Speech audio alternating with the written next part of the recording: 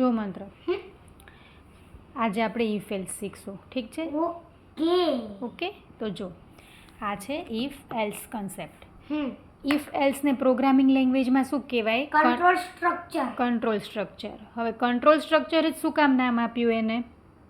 Control structure એટલે નામ આપ્યું હશે કેમ કે આ જે ઇફ એલ્સ છે એ કોક ટૂલ કાં તો કાંક કામ આવતા હશે એટલે control structure. Exactly. If else છે ને એ એક એવું ટૂલ છે કોઈ પણ પ્રોગ્રામિંગ લેંગ્વેજનું. પાયથન હોય, સી હોય, C++, જાવા, PHP, આ બધી પ્રોગ્રામિંગ લેંગ્વેજ છે, ઠીક છે? એમાં કોઈ પણ પ્રોગ્રામિંગ લેંગ્વેજમાં આ ઇફ એલ્સ કન્સેપ્ટ એક સરખો જ હોય, એ કંટ્રોલ સ્ટ્રક્ચર કહેવાય. તો કોઈ પણ પ્રોગ્રામ તું લખે ને કોમ્પ્યુટર પર, એને કંટ્રોલ કરવા માટે ઇફ એલ્સનો યુઝ થાય, ઠીક છે? જો તું સૌથી પહેલાં છે ને બધી ટર્મ્સ સમજ, ઠીક છે? જો આજે આવી રીતે લખેલું છે ને ઇફ, કન્ડિશન, પછી આ કન્ડિશન મેં શેમાં લખ્યું? રાઉન્ડેડ બ્રેકેટમાં. આને શું કહ્યું તમે? કાઉન્સમાં લખ્યું મેં ઇફ પછી આવો કાઉન્સ કરવાનો, પછી કન્ડિશન, પછી આ કરલી બ્રેકેટ કરવાના, પછી એલ્સ, અને એના પછી કરલી બ્રેકેટ. વચ્ચે આ જે બ્લેન્ક સ્પેસ છે ને એમાં તમારે જે તમારો કોડ રન કરાવવાનો હોય ને એ લખવાનો. તો હવે આની અંદર ઇફ એટલે શું? ઇફ એટલે ઇફનું ગુજરાતી શું થાય? જો. હા, ઇફ મતલબ જો. ઓકે. અને કન્ડિશન એટલે? કન્ડિશન એટલે તો શરત. હા.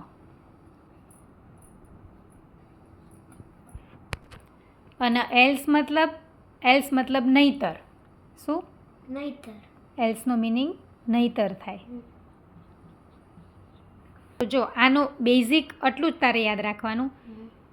જો શરત પૂરી થાય તો, જો શરત પૂરી થાય તો આ તો પછીનો જેટલો પાર્ટ છે ને એ બધો કોડ અહીંયા લખવાનો. તો પછીનો ભાગ, તો પછીનો જેટલો ભાગ હોય ને એ આ બંને કરલી બ્રેકેટમાં લખવાનો. તો જો આ શરત પૂરી થાય, જો આ શરત, કઈ શરત? અહીંયા જે રાઉન્ડેડ બ્રેકેટમાં લખ્યું હોય ને એ શરત પૂરી થાય તો પછીનો બધો પાર્ટ આમાં લખવાનો, બરાબર? અને જો પૂરી ન થાય તો નહીતર શું? તો નહીતરવાળો બધો ભાગ આમાં લખવાનો. તો જો શરત પૂરી ના થાય તો, શરત પૂરી ન થાય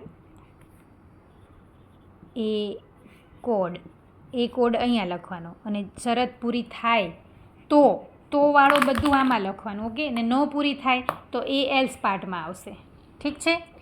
હવે હું તને આને ઓર ઇઝી એક્ઝામ્પલથી સમજાવું, ઠીક છે? ઓકે. જો મંત્ર હવે એક ઉદાહરણ તને સમજાવું કે જો ઇફનો મતલબ તો જો, એ સમજાઈ ગયું. હવે આ એક્ઝામ્પલમાં મેં તને કેવી રીતે એક્સપ્લેન કરું? જો તમે મને ચોકલેટ આપશો તો આ ચોકલેટ શું થયું તારું? શરત. અહીંયા કન્ડિશન આવે ને, ઇફ પછી કન્ડિશન આવે તો આ કન્ડિશન મતલબ શરત. તો તારી શરત છે કે જો તમે મને ચોકલેટ આપશો તો વાળો પાર્ટ ક્યાં આવે? મેં શું સમજાયું હતું? તો વાળો પાર્ટ કરલી બ્રેસીસમાં. ઓકે.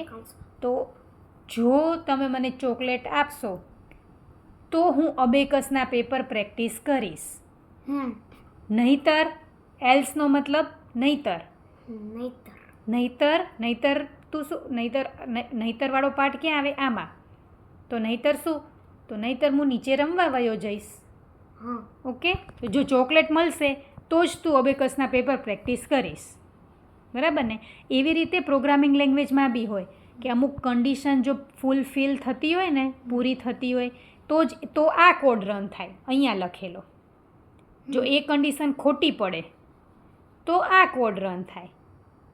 મંત્ર જો એક્ઝામ્પલ હવે આ તું જ લખજે જાતે, ઠીક છે? હું તને ટાસ્ક આપું કે જેમ કે આ રોબોટિક્સ શરૂ કર્યું ત્યારથી તે કીધું હતું ને તારો એક ડ્રીમ રોબોટ છે, ડિફેન્સ રોબો, આર્મી રોબોટ.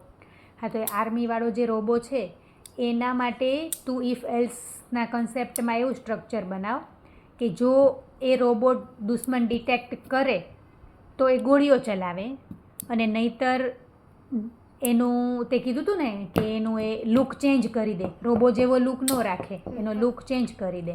તો જો દુશ્મન ડિટેક્ટ થાય તો ગોળીઓ ચલાવે, નહીંતર એ એનો લુક ચેન્જ કરી દે. એનું તું બનાવ. ચાલ.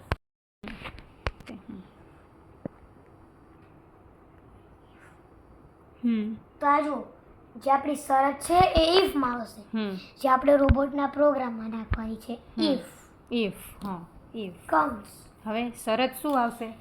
કે જો તારે રોબોટ દેખાય, રોબોટ દેખાય, સોરી રોબોટ શું, દુશ્મન દેખાય જો તને, હા, તો તારે માર દેવાનું. હા, તો એ તું લખે ને.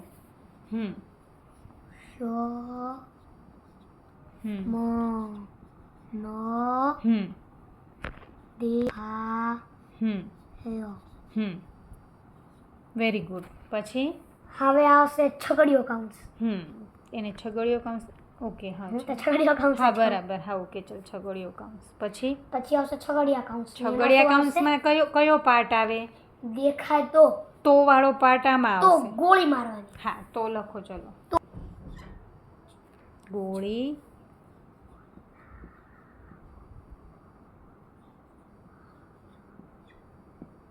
ઓકે.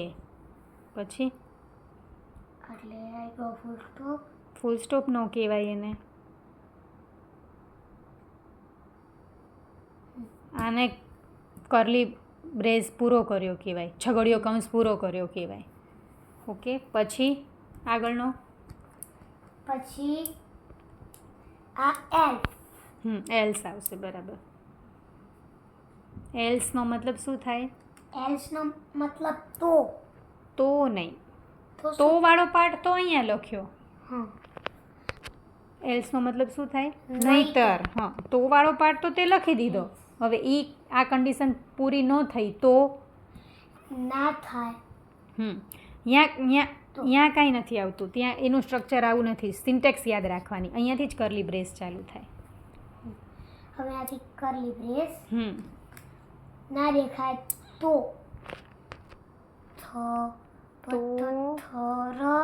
પથ્થર બની જાય. ઓકે. હવે અહીંયા કરલી બ્રેસ પૂરો. Okay, very good. બસ આ જ ઇફ એલ્સ એટલે આ.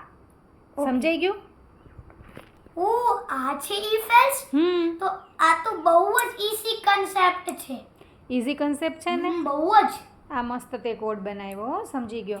લે ચાલ, તારું ગિફ્ટ 2 મેગ્નેટ.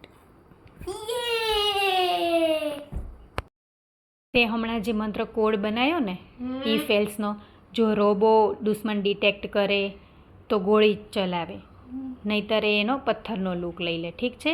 એ આપણી નોર્મલ લેંગ્વેજમાં. હવે હું જે બોલું એ તું સમજે છે, પણ શું કામ? કેમ કે તને મારી લેંગ્વેજ ખબર છે, પણ કમ્પ્યુટરને કમ્પ્યુટરની લેંગ્વેજમાં કહેવું પડે. ઓકે? તો એને એના પ્રોગ્રામિંગના કોડમાં સમજાવવું પડે. તો આપણે એક એક્ઝામ્પલ હું તને સમજાવું. જેમ કે ઇલેક્શન આવે તો વોટિંગ કરવા જઈએ અમે લોકો, હે ને? તો વોટિંગ કોણ કરી શકે? કોણ કરી શકે વોટિંગ? 18+. જેની ઉંમર 18 કરતાં વધારે હોય એ. તો આપણે એક એવો કોડ બનાવી કે વ્યક્તિ વોટ કરવા માટે એલિજિબલ છે કે નહીં. જો આ એનો કોડ. ઠીક છે? ઇફ એટલે જો, અને આની અંદર શું લખવાનું હતું? કન્ડિશન. એટલે આને શું કહેવાય? શરત. આપણે આ શરત આપી કમ્પ્યુટરને, રાઉન્ડેડ બ્રેકેટમાં કન્ડિશન લખવાની હતી. તો શરત શું છે? If age greater than is equal to 18. Greater than is equal to મતલબ ઇઝ ઇક્વલ ટુ એટલે 18, મતલબ 18, ઉંમર 18 હોય, કાં તો ગ્રેટર દેન એટલે 18 કરતાં વધારે, 18 અથવા તો 18 કરતાં વધારે. Age greater than is equal to 18 મતલબ એજ કાં તો 18 હોય કાં તો 18 કરતાં વધારે હોય. તો શું થશે? પ્રિન્ટ થશે you are eligible to vote, એટલે તમે વોટ કરવા માટે એલિજિબલ છો. આ પ્રિન્ટ, આ એક ફંક્શન છે. આ ડિફોલ્ટ ફંક્શન કહેવાય. આને શું કહેવાય? Default function.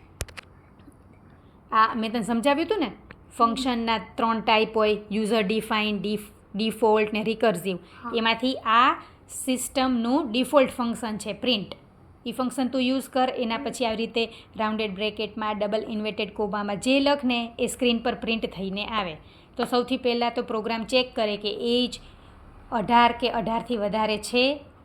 હા, જો એજ આટલી હોય તો વાળો પાર્ટ લખ્યો ને આપણે અહીંયા. ને જો એજ ના હોય 18 કે 18થી વધારે ના હોય તો એલ્સ. તો એલ્સ પછી નહીતરવાળો બધો પાર્ટ ક્યાં આવે? એલ્સમાં. તો એલ્સમાં શું પ્રિન્ટ થશે? You are not eligible to vote yet. એટલે તમે હજી વોટ કરવા માટે એલિજિબલ નથી. સમજાણું તને હવે ઇફ એલ્સનું સ્ટ્રક્ચર?